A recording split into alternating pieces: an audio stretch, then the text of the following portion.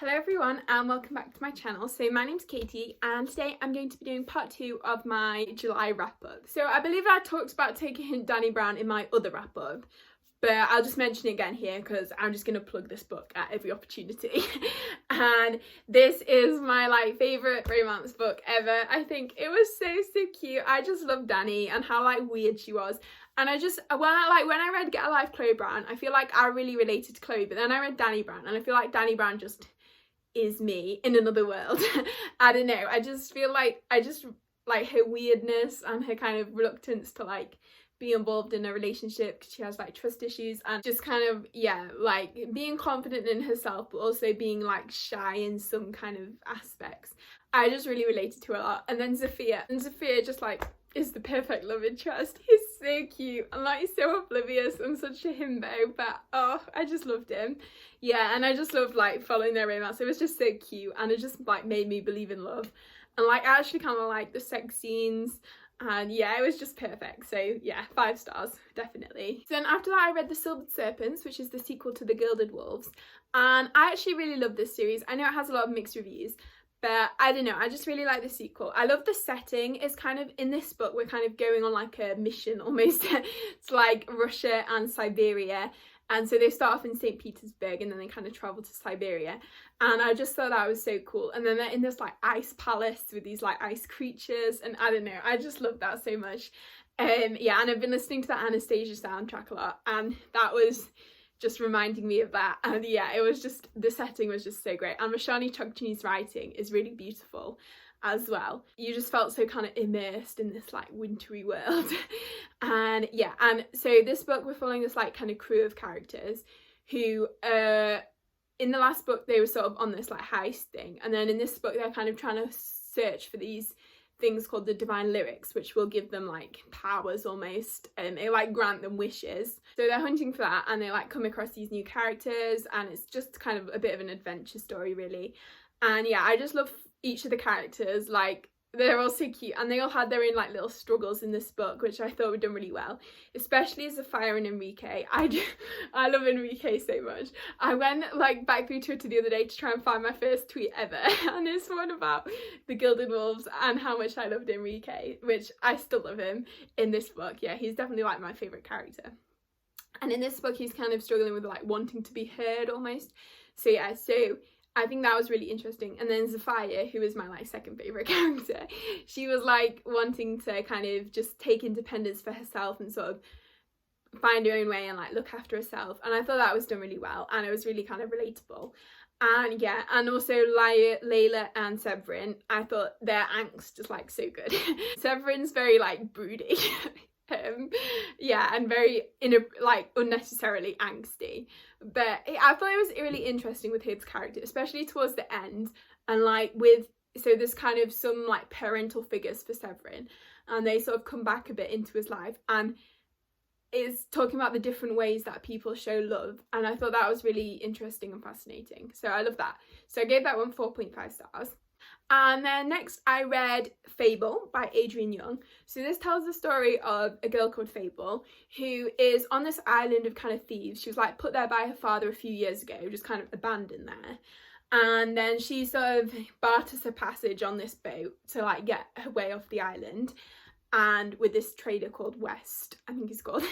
And she just kind of, it's just kind of following her, and she gets on this ship and sort of gets to know the crew on the ship, and then she's trying to hunt down her father, yes, to prove herself basically. And I enjoyed this one, but I didn't love it. I gave it 3/3.5 stars. I haven't quite decided which way I'm gonna go, but yeah, I thought it was good, and I really like the setting, the kind of ship sea based setting, and yeah, and I liked Fable's growth throughout the story. She was so focused on proving herself to her father, but then she eventually sort of realized that she should do things for herself almost, which I like that. But I just couldn't quite connect to the characters really. I just felt they were very flat characters. Yeah, just kind of very generic. And also there was a romance which was completely unnecessary. I actually really like romance in books. I yeah, if it's good and it's done well, especially in fantasy, I think it can add a lot to a story. I don't know, for me anyway. But this book, it just came out of nowhere. Like, there was like no chemistry between them, and then just like one time they start kissing, and then like a chapter later this guy's declaring his undying love and like saying he's loved her from the beginning, and yeah, it just annoyed me. So yeah, I didn't really feel like that needed to be there. Yeah, so that was a bit of a rant. But yeah, I kind of, yeah, I don't know whether I'd recommend it or not, but I think it reminded me a lot of Daughter of the Pirate King by Trisha Lamazella. So I feel like if you like that, then you'll probably definitely like this. Yeah. So far my rankings of like YA fantasy pirate books are bottom Daughter of the Pirate King, middle Fable, top To Kill a Kingdom. That's like I also really want to do a video of like my favourite book pirates. I don't know if anyone would be interested in that, but like I have a little list of them in my head, and yeah, I just love them. Maybe I'll just name them now. No, well, I love Nikolai from the Grishaverse. Then Esri from Red Seas Under Red Skies, I love her. Evan Strangwood from the Shattered Realms series, love him. Anyway, there are a few of my favourite book pirates, so if you like books with pirates in them, you know where to go. So then next I read Full Metal Alchemist Volume 2, and I love this just as much as the first one. Like, I love following Edwards and Alphonse, they're so cute. Like, Alphonse, oh, I just want to wrap him in a blanket and give him a hug. And we got to meet Winry, I think she's actually called Winry. I always thought of my hair as Winfrey, but I think it's Winry. So yeah, so I love like getting to see her, and Lieutenant Colonel Hughes. Oh, and yeah, I just love like getting the new characters and like expanding a bit more on the old characters, and just expanding more on like the world in general. Like, we learned a bit about the kind of Ishvalan war, and yeah, this kind of they found out more about like the Philosopher's Stone as well, and what it takes to make a Philosopher's Stone. So in this series we're following Edward and Alphonse, who are two brothers, and they're trying to hunt down this like Philosopher's Stone to get their bodies back, because a few years ago they did this kind of alchemical like summoning that went wrong, and they lost like, well, Edward lost some limbs, and then Alphonse lost his whole body, and he's like, now his soul is attached to this like metal cage. Like, this is Alphonse on the cover. And yes, and yeah, this one, they have like this power of transmutation where they can like, they clap their hands together and then put them on the ground. I don't know. Yeah, so it's really cool, and I really love this series, and I'm so excited to carry on with it. So I gave this one 5 stars. And then next I read The Deep, which is a little novella, and this is by River Solomon, and I really love this so much. We're kind of following Yetu, who is this mermaid. I think they're called the Wajinu, and in this world the mermaids have like come about by slaves, black slaves on their way to America, have been like thrown overboard. Pregnant slaves. I can't get my words out. Yeah, so black pregnant slaves have been thrown overboard on their way to America, and they have given birth underwater to these Wajinu creatures who can kind of breathe underwater, and they have like fins and stuff. So, and then they have this whole kind of like world underwater, and Yetu is what's known as their people's historian. So she kind of has all the memories of her people, like her, and then the rest of the Wajinu, they kind of like forget, except from once a year when they all remember. And in this we're just kind of following the yearly remembrance ceremony. But yeah, and it kind of, I really like in this book how it showed the kind of like how important it is to remember your kind of history and your like culture's history, but also how that can really be a burden on people, and how it can be quite traumatic to like have to hold on to these memories. And also the fact that it's Yetu who is like holding all these memories for all her people, and the burden's like all completely on her. And I think this book has a really like good message of how kind of a burden shared is a burden lightened almost. So yeah, so this was just really good, and the writing was so like magical and atmospheric, and you just really felt like immersed in this kind of underwater world. And there's actually kind of a bit of like a cute little sapphic romance. I'm not sure I'd quite call it romance, but I mean, yeah, kind of a romance. So yeah, so I thought that was really good as well. So I just really loved this novella. I thought it was a great read, and I gave this one 4.5 stars. Then next I finished the audiobook for Network Effect by Martha Wells. So this is the 5th Murderbot book, and this is the first full-length Murderbot novel. And I really enjoyed this one. I gave it 4 stars. I just love Murderbot so much. He's so funny.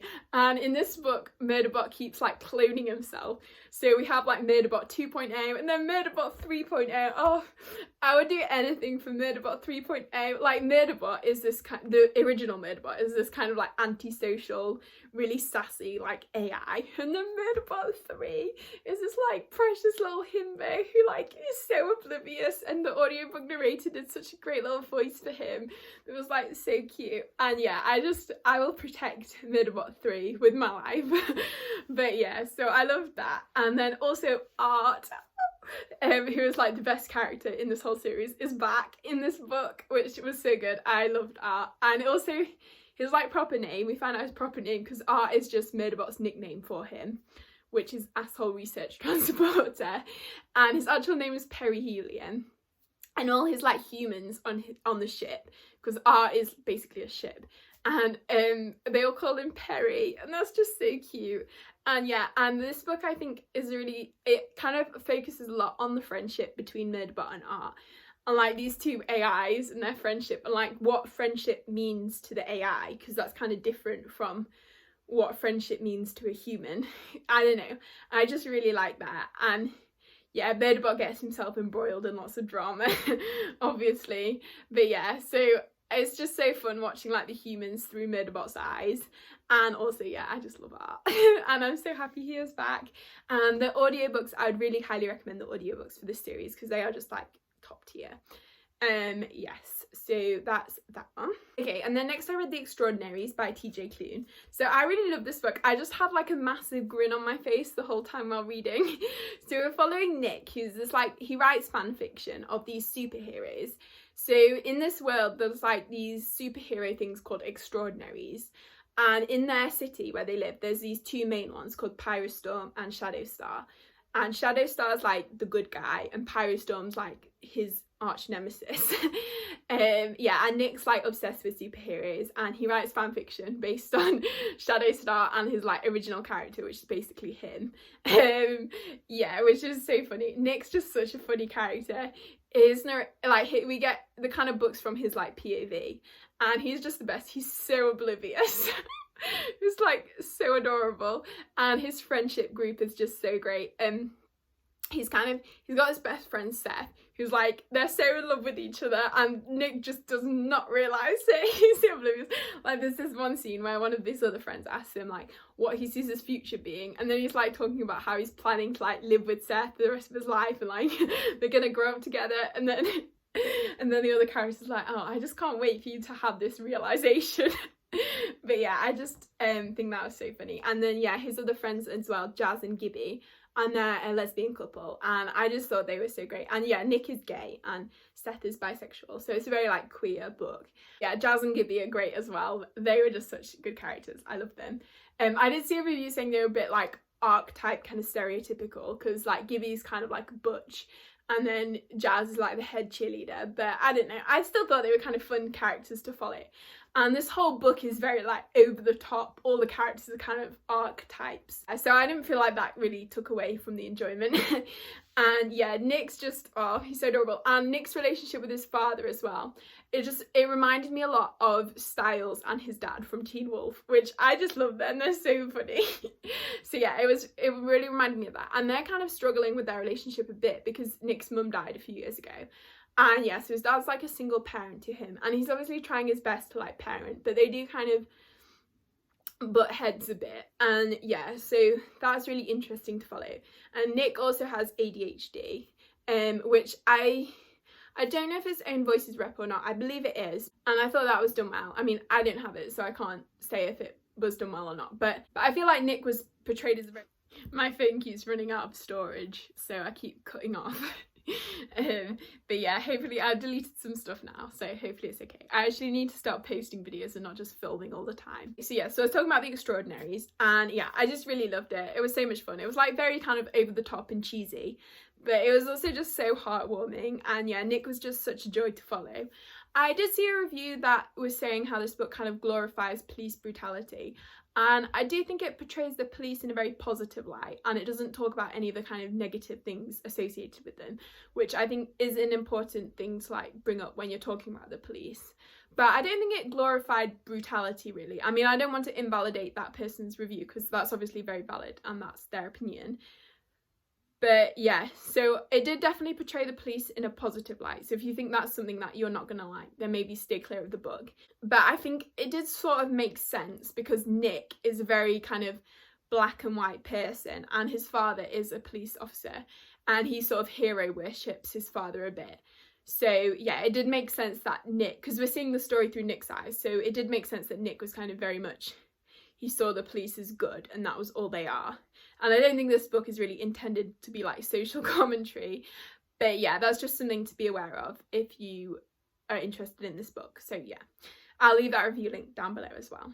So then I listened to the audiobook for A Dead Djinn in Cairo by P. Jelly Clark, and this is a very short audiobook, it's like an hour and a half. And I really loved it. I gave it 4 stars, and I just thought the writing was so kind of magical and atmospheric, and it just kind of filled that hole in my heart after the City of Brass series ended. Because yeah, it was set in Cairo, and there's kind of, we're following this kind of detective, I think she was a detective called Fatima, and they found this dead djinn body who they thought had committed suicide, and they thought it was so weird that a djinn, like this immortal being, has committed suicide. So they're just kind of investigating that. And yeah, I really enjoyed it. I thought it was great. The audiobook narrator was fantastic, and I'm definitely going to read his other 2 short stories. I don't know if he has any more books, let me know if you know. But yeah, The Black God Drums and The Haunting of Tramcar 15. I'm definitely going to read those soon because I really enjoyed this one. And then next I read Ember and the Ice Dragons. So yeah, so this one we're following Ember, who is a fire dragon, and she was found when she was little, like abandoned. And then she gets adopted, and her adoptive father like puts a spell on her to make her into a human. And so yeah, we're following her kind of adventures in the Antarctic, where she goes on like a mission with her father, and she teams up with like some friends, and they go and try and sabotage this hunt for these ice, so these like people are hunting down the ice dragons in that world. And so Ember and her friends like sabotage the hunt for the ice dragons, because like Ember's a dragon as well and she wants to like protect them.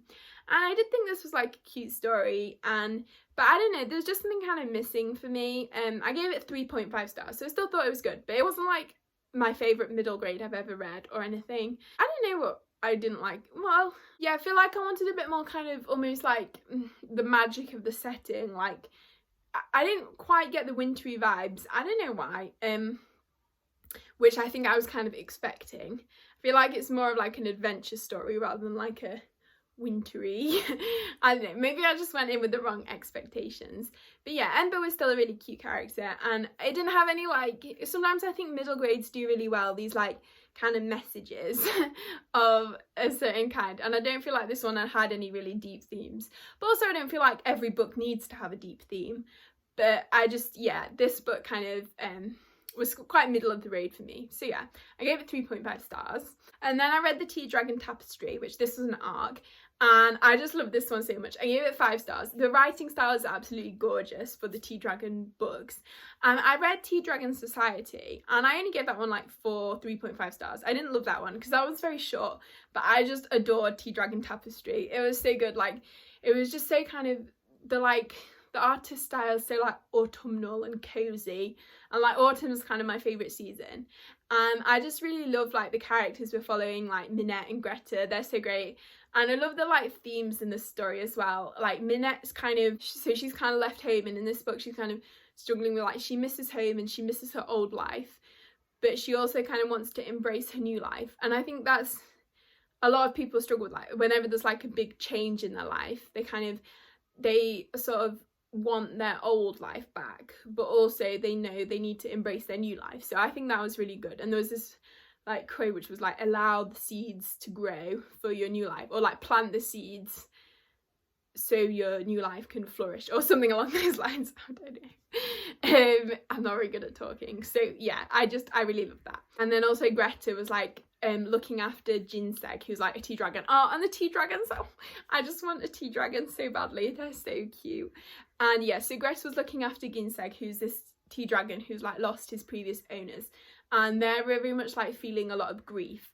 And yeah, so I think this book also like did really well, like how to care for someone who's really like struggling with kind of grief / depression, and like how you love them, you have to love them like anyway, like no matter what. And yeah, and how it can be like hard sometimes on the kind of carer.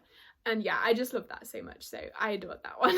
And then next I read Phoenix Extravagant by Yoon Harley. So this was another one that I kind of felt a bit middle of the road about, so I gave this one 3.5 stars, and I enjoyed it. Like, I thought the plot was interesting, but just something didn't quite click. I don't know, I just think I didn't quite like connect to the characters. But I do think, like, objectively it was a very good book, and it's well written. I thought the writing was fantastic. Like, it kind of delivers exactly what it wants to get across without being like overly flowery, but still being kind of I don't know, but still giving you like enough, but yeah, not being too basic. So yeah, I thought that was good. And yeah, so we're following Jebby, and I also thought that so Jebby uses they them pronouns, which I thought was great to see in a book, because you don't see that a lot, especially in like adult fantasy. So yeah, so I thought that was great. And also it's set in this like steampunky world, and I really like steampunk. I thought, like, yeah, that was one of my favourite things about this book. So they kind of paint sigils onto these dragons, and that like animates the automaton. So yeah, we have a dragon in this book, which I thought was cool. It's like a metal dragon. But yeah, I like that aspect of the book. And there was also the scene where they're trying to like rescue this dragon, and it really reminded me of Avatar: The Last Airbender, when like the gang go and rescue Appa from Ba Sing Se. I also felt like this kind of setting was quite Ba Sing Se-esque. I don't know. So yeah, so I really loved that. Yeah, but I just feel like I couldn't quite get fully invested in the story because I didn't really care about the characters a lot. I don't know, I feel like the only kind of character we got a lot of development for was Jebby, and I liked them, but they weren't like my favourite ever, and the side characters, I never really cared about any of them. And there was a bit of a romance which I wasn't like fully invested in. I don't know, I feel like they were kind of like lovers at first, like just kind of sleeping together, like friends with benefits, I guess. And then they sort of, it became a bit like insta-lovey, I don't know. So I wasn't the biggest fan of that. I feel like it would have been more impactful if they'd been like friends, I don't know, who like cared about each other. I feel like that would have been more believable, maybe, I don't know. But yeah, I thought the political machinations were kind of interesting, and actually the end of the book kind of really made me want to read the sequel. But yeah, so it's kind of a middle of the road book for me. I didn't absolutely love it, but I still I liked it. And then the end of this video is going to be a bit of a mess because there's like 3 more books that I want to finish in July, but I'm filming this on the 25th because I just wanted to get my filming done today. So I'm going to like insert clips once I've finished said book into the video. So the first one is The Name of All Things by Jen Lyons. I'm currently about 200 pages into this, and I am enjoying it. I feel like I'm kind of missing Kieran a bit at the moment because we only get a very tiny bit of him. We're sort of getting Janelle, who's the other main character's backstory. So Kieran's like run away at the end of the last book to this new country to try and find this kind of mysterious Black Knight, and he finds Janelle. And at the moment Janelle is just kind of telling Kieran about her life. So yeah, so that's okay. So I just finished The Name of All Things, and well, I didn't know how I felt at the start of this book because I feel like for the first half it was kind of taking me a while to get into because we're following like completely different characters. We don't have, well, there's a very tiny bit at the beginning of each chapter with Kieran because he's kind of like in a bar with the other main character Janelle, and Janelle's kind of telling the story up to that point. So this is, I would say this is almost more of a companion book to The Ruin of Kings rather than a direct sequel. Although it is a direct sequel, but also it's kind of telling a story that was happening concurrently with events in The Ruin of Kings, and then just like for the last 100 pages or so it kind of follows on. like the continuation of the story with both Kieran and Janelle. And I have a feeling I'm gonna absolutely love the third book because it's gonna have like all three, like Kieran, Janelle and Tereth, I think that's how you say it. Yeah, and they are my new like OT3. Oh, I want them together so badly. And there were so many hints in this book, like it kept talking about like how people in this culture, the Jorats, they had like polyamorous relationships, and oh yeah, I need them to be all together. But anyway, I do love the characters in this series. It did take me a little while to warm up to Janelle, but I did really like it by the end. And we're also kind of Janelle's little band of characters as well. So we mainly get POVs from Janelle, and then this other character called Brother Quan, which I was picturing was like this old man in the whole book, but I think he was actually quite young. I think it was just the fact that he was like a monk. But they really reminded me, they had the same dynamic as like Korra and Tenzin from Legend of Korra, which I really liked. The second half was definitely a lot stronger, so I think I'm going to give it 4.5 stars, because like the first half was kind of 4 stars and then the last half was like definitely 5 stars. And the ending, like the ending was so good. I was sort of a bit apprehensive about where it was going at first, but then there was like a plot twist and it was like, ah! Yes, so that was so good. And I also really liked in this book how we kind of exploring how the two main like villains are sort of working to, they're actually working for like the betterment of the world, and they're not really villains. Making another Korra reference, kind of reminding me of Zahir and his little band of things. So yeah, so that was interesting. And I wonder if like in subsequent books they're gonna be like on the protagonist side, because there's kind of, I think there's like a big bad coming. So yeah, that's gonna be interesting. And yeah, I would also say if you read The Rune of Kings and found it a bit confusing, this book is definitely a lot better structured and it makes a lot more sense. Yeah, and there's a lot less soul swapping and stuff going on. So everyone's basically who they say they are. But I really enjoyed this one, and it was a good way to round off the month. And then next I'm reading Do You Dream of Terror 2, which I'm really enjoying this one so far. It's this world where these astronauts, these like 6 kind of teenagers, have been chosen to leave the Earth and go and try and colonise this other planet called Terror 2. And we're just really following the kind of dynamic between them. I really love the kind of the whole concept. It's a bit like The 100 but in reverse, kind of. It's like people leaving a dying planet rather than people coming back to repopulate the Earth. But you kind of have that like teenage drama and these 6 teenagers who are just together. And also there's a bit of a murder mystery going on. Yeah, so I haven't quite finished it. So I'll update my thoughts and my star rating now. So my final thoughts on Do You Dream of Terror 2. So I really love this one actually. I gave it 4.5 stars. It's mainly about their kind of journey on the spaceship. And it's quite a sort of introspective novel, I guess. And we're really looking at the kind of the repercussions of being in space for a long time, like with very few, like only a few other people and in quite an enclosed space, and like the kind of mental health repercussions and like yeah, there's quite a lot of like big topics dealt with in the book, like eating disorders. One of the characters has kind of I don't know, it's kind of like an anorexia / binging and purging mix. And then yeah, and then one of the other main characters gets depressed for a while, and yeah, it's just quite kind of raw. But yeah, it's also really kind of, I don't know if profound is the right word, but it's quite like, I don't know, kind of reminds me a bit of a Becky Chambers book, just sort of like dealing with kind of what happens now almost, like we've gone into space, so now what? And also it sort of dealt a bit with how the main event for the people on the ground was actually the taking off, and then now they're off and away on their kind of journey. That doesn't really matter anymore, so they're kind of almost on their own.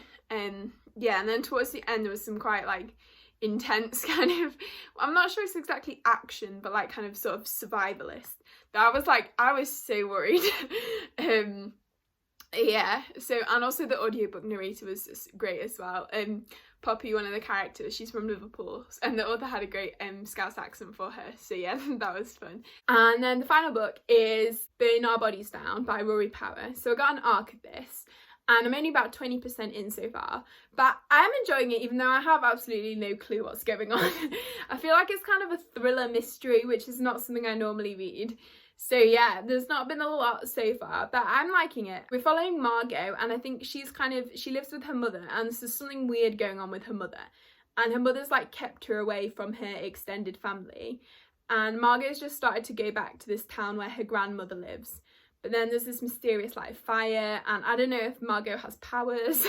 But yeah, so we'll see. At the moment I'm enjoying it, but I'm intrigued to know what's happening. So yeah, so I'll update my finished thoughts now. Okay, so my final thoughts on Burn Our Bodies Down. So I don't know how I felt about this one. Kind of meh. Like, I thought it was well written, and I thought the writing style kind of suited the like tone of the story almost, but I'm just not sure like mystery thrillers are really for me. I did write out like a somewhat detailed review on Goodreads for NetGalley. I always like properly review my NetGalley arcs, but then I also feel like I'm so bad at writing. I'm much better at talking, but yeah, so I'm gonna review it here also. It's kind of felt, I don't know, I always feel like with like mysteries and stuff, I want more from them. Like, I didn't feel like there was much of a mystery aspect. I feel like this book maybe would have done better sort of leaning more into its like family drama almost. I feel like it was almost a bit like predictable, the plot twist, I guess. But I did like the character, and I did like the relationship between her and her mother. I thought that was really interesting, how it explored that. And also kind of how, so the main character, she's been away from home her whole life. No, she's lived with her mother like her whole life, and her mother's never told her anything else about her family, so she knows nothing about her family. And then one day she decides to go and try to like find them. So that's kind of what it's about, and it's her discovering like her sort of hometown where her family's from. But I just felt like there wasn't a lot of flavour to it. I don't know. I think I tend to struggle with shorter books sometimes, just because I feel like I want more from them. And yeah, so that is everything. So if you read any of these books, please leave a comment down below and let me know what you thought of them, because I would love to know. And yes, I hope you enjoyed the video. If you did, please give it a like and consider subscribing if you haven't already. And I hope you're all having a great day, and I will see you next time.